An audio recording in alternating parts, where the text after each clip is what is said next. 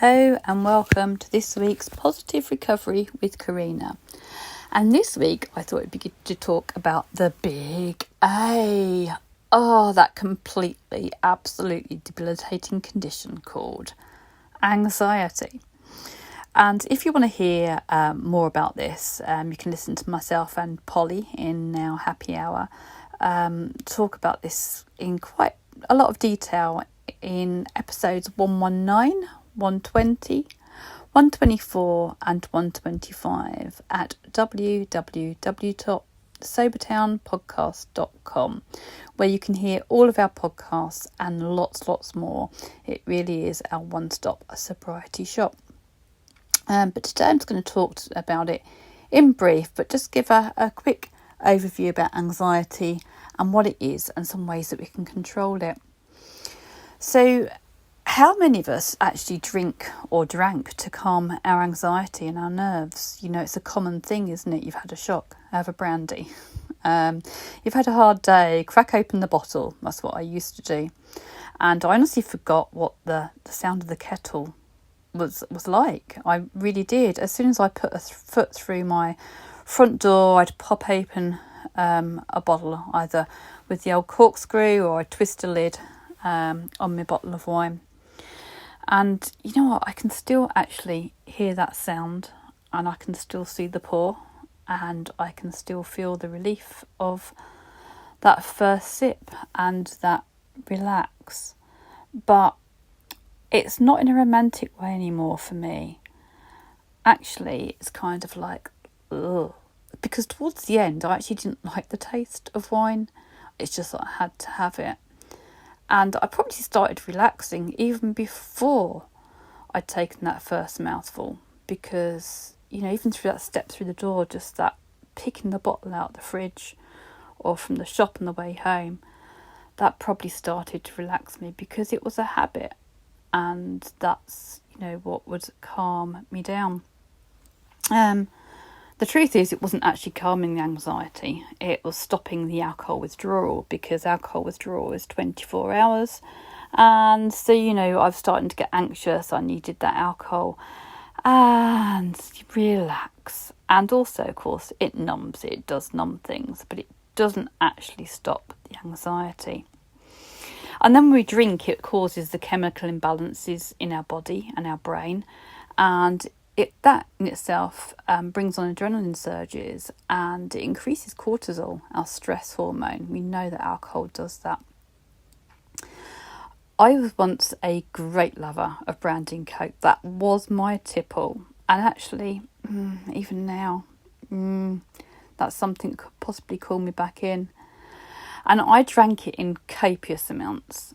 But I had to stop because the caffeine in the coke was causing far too much anxiety and heart palpitations. And anyone who knows me will know that that is the only thing I can moderate is caffeine, because of that horrible feeling, because of the anxiety it induces in me. So at that time, I moved on to brandy with fresh orange juice. But guess what? I was still anxious the next day. Possibly not when I was drinking, because it was numbing everything, but the next day it would make me really, really anxious. So I stopped drinking my favourite tipple, and I moved on to wine and gin and other things. And I persevered for way too many years, really. But one of the things we need to know is that anxiety is normal. It is a warning. It helped our ancestors to hunt and not be eaten by their prey. And when we think about it, the people that survived, our ancestors that survived, were the best hunters. They were the people that escaped. They could either stand and fight, or they could run the hell out of there, because they're the ones that survived. So over time, anxiety, you know, has been within us, because our ancestors, the ones with the most anxiety, were the ones that survived. So it is a normal response. It's something that stops us from walking out in front of cars.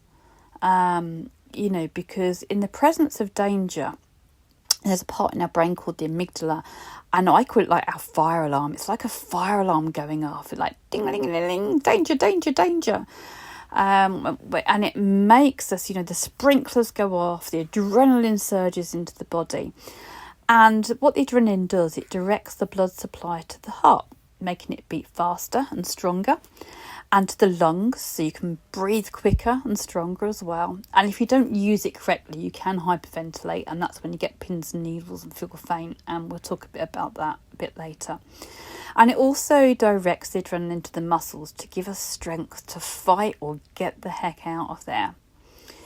And in so doing, it takes blood supply away from the non-essential areas such as our stomach, and that's why we get butterflies and diarrhea and nausea and vomiting. It takes the blood supply away from the skin, causing paleness and sweating, and some people can look flushed as well. And over time, although that is good when we're faced with real danger, it's something that really helps us. Over time, our messages can get messed up. And we can start to sense danger when there actually isn't any. When we perceive there to be a danger, usually it can be a thought, and the alarm gets very sensitive and it goes off, leading to anxiety loops. So we have a thought, I can't handle this, I need to drink. A physical response might be that we might get shakes and palpitations and sweats. The behaviour is that we have a drink, and the thought then is, that's better.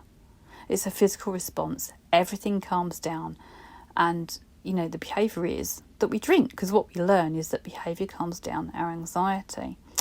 But it doesn't. It's just it's numbing things, and it's making us think that things are better, and we're telling ourselves that's better with that that sigh, and so we say, oh, that's better, so everything starts to calm itself down.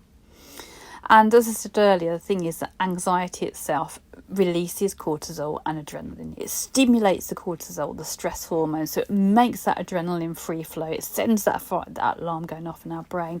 And as we know, when we've been drinking as well, nothing's rational. We, read into things. Our thoughts go haywire. They go all over the blooming place, and that stimulates the adrenaline and that old fire alarm system going off. So hopefully from that you can see that alcohol isn't good for anxiety, and also just gives you a little bit of information on what anxiety is, and that it is normal. Okay. But it's not nice, and I know that anxiety is not nice, and if we don't control it, it can come into big panic attacks, and it really, really is horrible. So I wanted to just have a little look about anxiety management, like what can we do about this? So there are 3 parts to this. It's looking at the thoughts, the physical symptoms, and the behaviours. Okay. Breathing is the most important part. Now, it sounds simple, but we often hold our breath or breathe too quickly, and this brings on lots of physical changes. So just think about it. Very often, if we're in pain or we're worried or we're stressed, our automatic reaction is to hold our breath. And if we hold our breath, it straight away puts the chemical imbalance incorrect in our body. So we need to really learn to practice breathing. Okay. And do this every day, a few times a day, and learn, catch yourself when you're holding your breath. Just become more aware of your body and what you're doing. If you're into gadgets, there are gadgets on your iPhone and your watch, your iWatch, and that you can set up to just do a minute's breathing every now and again. And it is just simply just breathe in, hold for a second, and then breathe slowly out. So it's about controlling your breathing, not necessarily about doing deep breaths, but controlling it and regulating it. So breathe in, hold for a second, and breathe out. Okay. So if we practice that, then when we get anxious, we can then bring in that controlled breathing. Okay. But for an emergency response, so if you suddenly find yourself that you're really panicking, you're really anxious, and you can't get your breath, you're breathing too quick and you can't get your breath, and you're starting to feel dizzy and you're getting all tingly, then just make a forced breath out. Just because when you breathe out, you will automatically breathe in. So that will slow it all down, and that will get you into your breathe in and breathe out. Control it and breathe slowly. If you're hyperventilating, if you're breathing in and out too quickly, like which is something we tend to do in anxiety and panic, the carbon dioxide and oxygen levels in our blood become imbalanced, and it leads to all that horrible tingling and lightheadedness. So another way to correct the balance is to simply cup your hands and place them over your nose and over your mouth and breathe slowly in and out. Nothing deep, just take normal breaths. Okay. People used to use paper bags many years ago. And one thing that I discussed on the podcast with Polly, that I remember seeing a film once, and it always makes me chuckle, that this woman was having a panic attack and she picked up a bright yellow marigold glove, and she did her breathing in and out into that, and all you could see is this hand coming in and out on the yellow marigold, and it makes me kind of chuckle now. So sometimes we can use humour, for anxiety. Sometimes I welcome my anxiety and go, hello anxiety, old friend, what have you got to tell me today? Other times I might say, come on you little fucker if you think you're hard enough. Come on then if you think you can get me. There's different techniques that will work at different times. And it's about finding what works for you. But one of the most important things to prevent it getting to that, to prevent that anxiety and that hyperventilation, is to know what your trigger sign is. Well, know your triggers and know what your warning sign is. So my warning sign that anxiety is about to hit me is either a spidery sensation over the back of my head and over my scalp, or a thump in my chest. I just feel that thump in my chest. And straight away, as soon as I get any of those sensations, I start to breathe. Okay. So it's really important that next time anxiety hits, just tune into your body. How do you know what is the first symptom that you get? You have to control it, because if you control that with your breathing, it helps you to behave more rationally and to think more rationally and to deal with the cause. So here's a little example of what will happen if you don't do that. Okay, so if I didn't go into my symptom control, the physical change for me would be a thump in my chest or my heart beating faster. Okay, or whatever your warning sign is. The thought might be, oh God, I'm having a heart attack, or I'm having a panic attack, I'm getting anxious. My behaviour is that I'll start hyperventilating. The physical changes might be that I get pins and needles and I feel lightheaded. The thoughts could be, I'm going to die. I could start running around, manically. I could start calling an ambulance. That does happen. And, next time that happens, it will be even worse, because I remember how terrifying it was that time. And each time we remember the last time, and it adds to it, and it, just causes that stress and that anxiety, because it's just horrible. It's horrible. It's really horrible to have anxiety and a panic attack. So here's what happens if we focus on our breathing. You get that, for me, I get that physical thump in my chest. My heart starts beating faster. My thought is I need to breathe. My behaviour is that I start taking slow, deep breaths. The physical reaction is the heart will gradually slow. The thoughts are more controllable. It's just anxiety. Nothing bad's going to happen. My behaviour is that I continue to control the breathing. And physically, everything returns to normal. The thought after that is that I managed that well, and I know what to do in future. And it gives you confidence to then deal with that at the future time. Now, the absolute worst thing that will ever happen to you in a panic attack is that you will faint. Okay, that is the worst thing that will happen, is that you could faint. So if you are a fainter and this starts happening, you're not controlling things, just get yourself in a position of safety. But when we faint, what happens is that our breathing just corrects itself. You won't hyperventilate when you faint. You'll just take your normal, steady breathing. And so that when you wake up from your faint, then your breathing will return to normal. Now, I'm not suggesting that you aim for a faint. And do you know what? I have never in all my 37 years of dealing with people with major anxiety and faints, I've never witnessed somebody faint from anxiety or panic attack. But I know that it does happen, but I've never actually witnessed it or seen it. And all that I've instructed you above is stuff that I've used for years, both for myself and with patients, to help them deal with this really debilitating condition. But hopefully you've seen that it doesn't have to be debilitating. It really doesn't. We can control it, but it's all in the psyche, and it's about how we talk to ourselves. So just another example of this. Very often anxiety is worse. The leading up to doing something that is anxiety provoking for us, the worst thing is actually the lead up. So say, for instance, you are anxious about going out and you don't want to go outside. It really is making you quite anxious. You get sweaty palms, you get worked up, you get start pacing.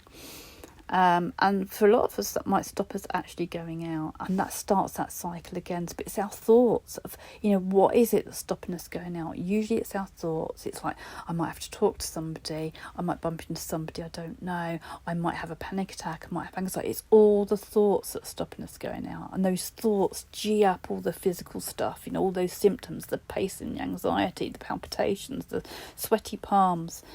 And our behaviour is that we stay in, and we stay in, and we say out to ourselves, I didn't have to go out, that's better. The physical calms down, we feel better, and then we get stuck in that loop of not going out. If we just take that plunge and step outside, yes, it might increase initially, but it will gradually come back down.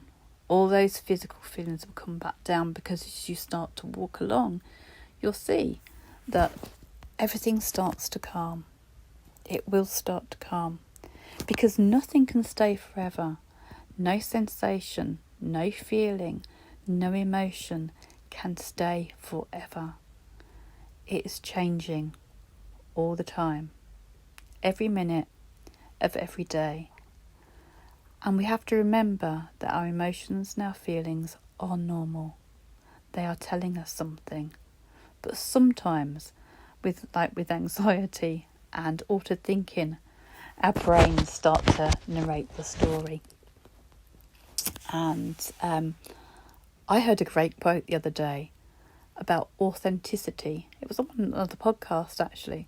Authenticity in Latin means, directly translated, author of your own life.